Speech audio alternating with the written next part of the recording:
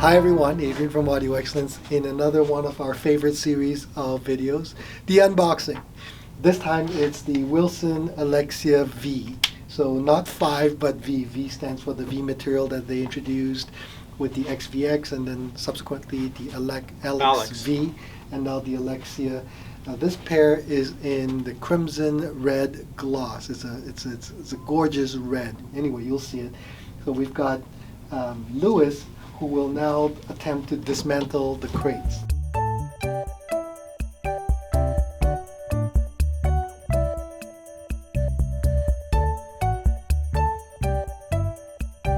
By the way, the speakers come in 3 different crates. So 2 large crates which hold the woofer and the woofer enclosure, and then 1 not as big crate that includes the mid-range and high-frequency enclosures.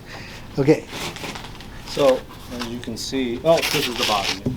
Yeah, you can tell from the side, the genius is over here, that says this side up. Okay.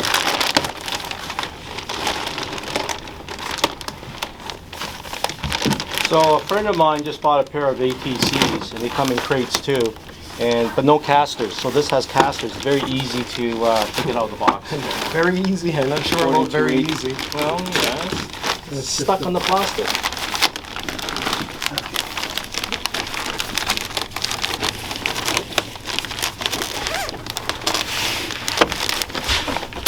There we go. Yeah.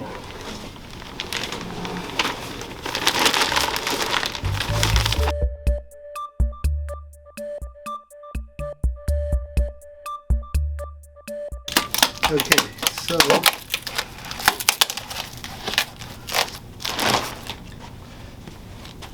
this is what it looks like in the base module. It's a really beautiful high gloss red. It's hard to tell with the plastic paint protection on it. Just want to take this off to show you.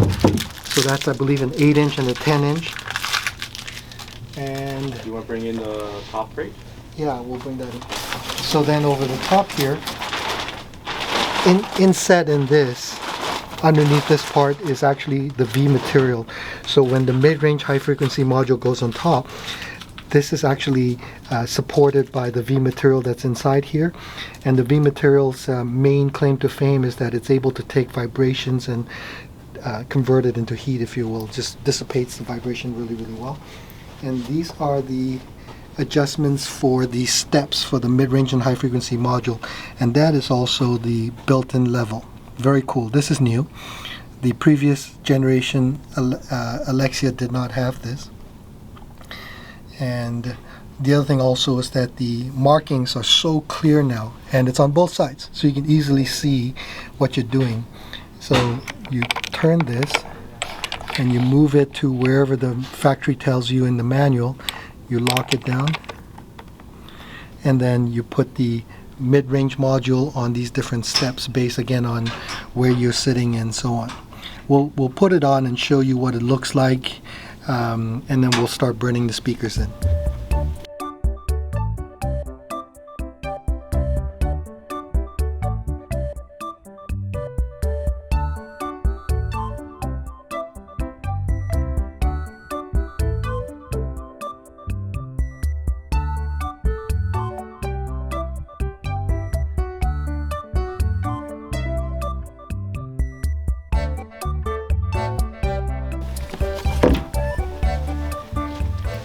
Okay, accessories box. Oh, these are pretty nice boxes. Yeah, we can open it up and show. Actually, might as well just open it now, show what it looks like.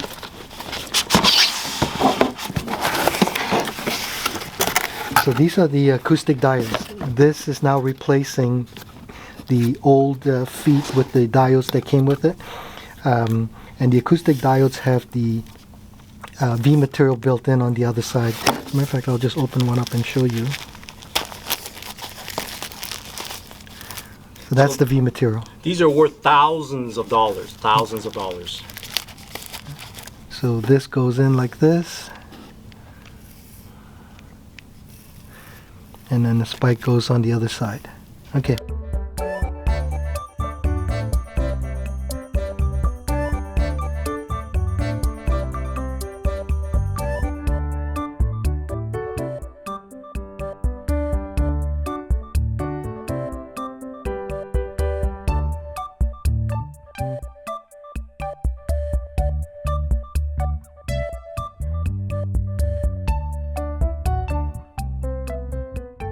In the other box are the tools, including some extra resistors, and that's a really important thing because that helps with removing the casters and installing the diodes.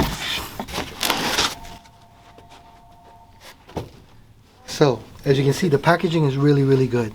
A little hint to audio note. Oh boy. Okay, so this is, I believe, the factory sort of brochure. It's not the actual manual, that's just a brochure of a whole bunch of things that they make. And that is the manual that's here behind.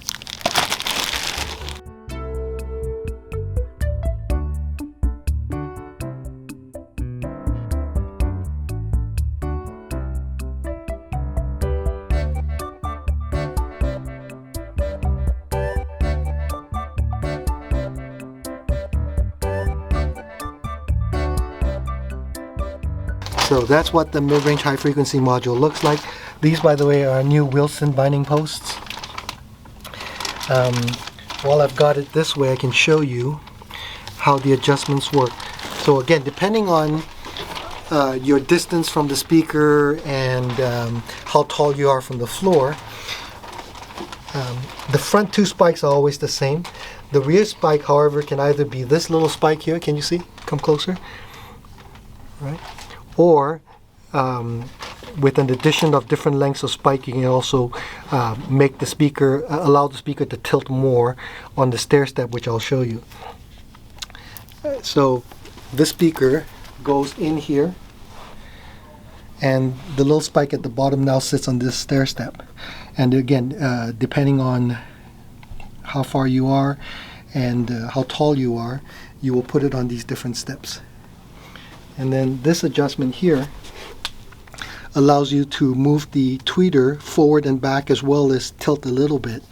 And the amount that you do is based on, again, your height as well as how far you are. And I'll show you the front. See this little spike over there? It goes into these little dimples with these markings in the front. And again, all these things are specified in the graph inside the manual. And once it's all done, the speaker is set up specifically for you, your listening position, your height, your chair, and so on. So it's quite remarkable. Okay, let's see. So Louis, if you want to give me a hand. No, we won't put it on. We'll just put it in the speaker just to show how it looks like. Okay, we want to put it in and clear, so be careful. Scratch. Yeah. Okay, that's good. Which finger? Yeah, I'm okay. Just keep coming down. There we go. And that's what it sort of looks like. So you have to be very careful when you are putting the speaker in to make sure you don't scratch the blades on the side here. So you want to make sure that somebody's helping you and you're always very careful as you're doing this. And that's basically what the speaker looks like. Some of the differences between the original Alex2 and the Alexia 2 and the Alexia V. I mentioned the V material that was between the woofer enclosure and the mid-range enclosure. There's also V material between this enclosure and the tweeter enclosure. The convergent synergy carbon tweeter. So this tweeter was first introduced in the Alex V. The primary improvement is the rear wave chamber is now made of carbon fiber, and it's entirely made in-house at the factory using 3D printing. According to Wilson, having that innovation leads to improved low-level ambience and harmonics. This is a mid-range driver. It's a 7-inch mid-range driver that was first introduced on the Chronosonic XVX, which is right over there, my speaker, and it uses Alnico magnets, so aluminum, nickel, and cobalt. The level I showed you, the little bubble level at the back. The mid-range enclosure is increased by 6.4%, allowing for more open mid-range. and the woofer enclosures increase by 8.9%. So the bass goes lower, and it also allows for faster transient settling. And then finally, the capacitors. A number of years ago, Wilson bought a company called RelCap, or Reliable Capacitor, which a lot of high-end companies buy their capacitors from. The owner of the company wanted to retire, so Daryl Wilson bought the company, brought the manufacturing facility into Wilson, and now all the capacitors are made in-house. And you can actually see a video of how they make the capacitors. If you watch the Alexia video, you'll see how they make the capacitors. It's quite fascinating. And because they now make everything themselves, everything is very, very high tolerance, so that instead of using bundles of capacitors to make a specific value, they can actually make one capacitor to that specific value. So anyway, that's the Alexia V. We will start assembling them when we get a chance and break them in, and we'll see you again when we give our first impressions. Thanks very much for watching this and other series of unboxing videos. We hope you like them. Even if you don't, watch them anyway. Adrian from Audio Excellence, Louis, Philip, and pricing. Yes, sorry. Thank you, Christian.